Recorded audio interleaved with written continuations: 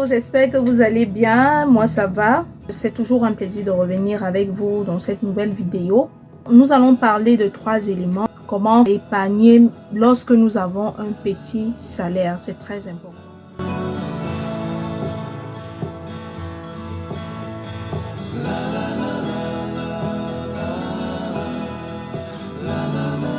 Le premier élément, c'est la nourriture, la bouffe, le repas, comme on appelle souvent.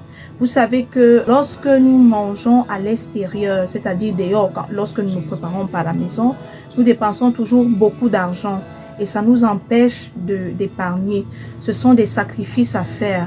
C'est vrai que nous n'avons pas de temps, nous sommes indisponibles, nous sortons le matin, nous revenons le soir, nous devons nous occuper de X ou de Y choses, mais c'est toujours très nécessaire de pouvoir avoir un temps, donc de bien s'organiser pour rester chez soi, de prendre quelques heures, d'aller faire des courses, des achats pour acheter quelque chose à manger et préparer à la maison, quitte à ce que nous pourrons conserver la nourriture de plusieurs façons. Donc prenons le temps, surtout que nous avons un petit budget, de préparer, de faire à manger pour nous ou pour des autres. Voilà, de prendre ce temps de préparer, de faire à manger, ça nous éviterait de faire assez de dépenses.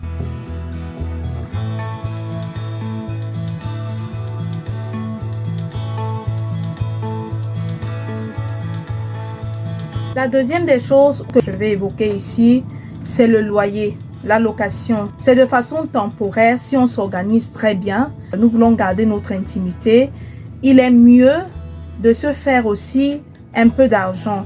Ça ne sert à rien de prendre un loyer ou d'habiter dans une maison assez grande où nous n'avons pas toujours besoin.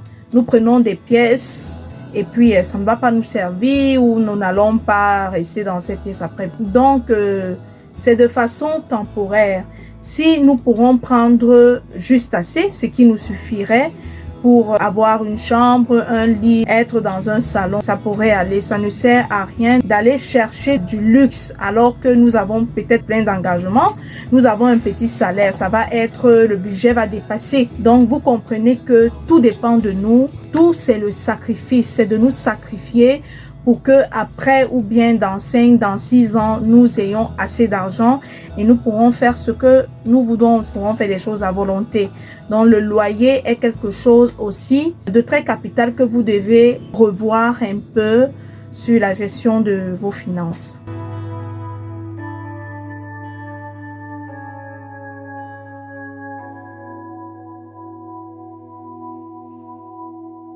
Alors, le dernier élément, c'est le câble.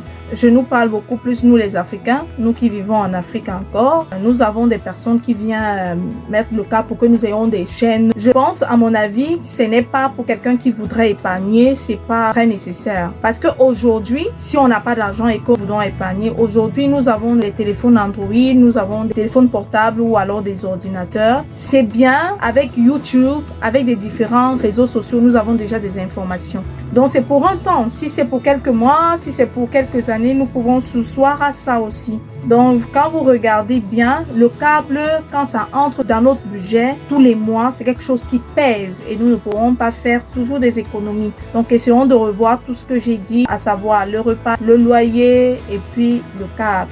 Et lorsque nous allons réduire de façon graduelle, nous allons voir que nous avons beaucoup d'argent dans notre compte bancaire.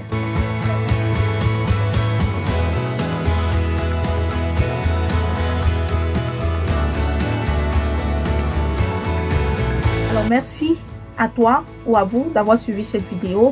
Merci pour votre bonne écoute. Merci d'être toujours là. N'oubliez surtout pas de liker.